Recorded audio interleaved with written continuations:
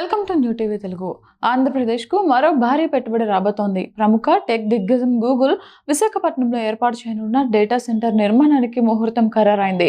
ఈ నెల 28న ముఖ్యమంత్రి చంద్రబాబు ఈ మెగా ప్రాజెక్టుకు శంకుస్థాపన చేయనున్నారు.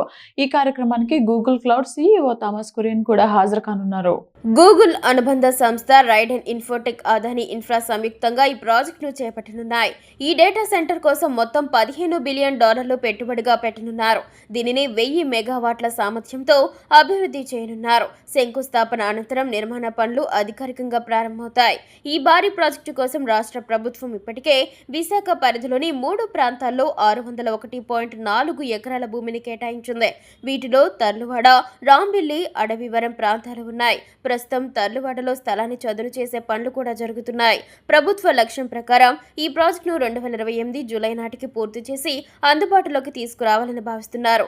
ఈ డేటా సెంటర్ ఏర్పాటుతో విశాఖ నగరం టెక్ హబ్గా మరింత అభివృద్ధి చెందడంతో పాటు వేలాది మందికి ఉపాధి అవకాశాలు లభిస్తాయని అంచనా వేస్తున్నారు.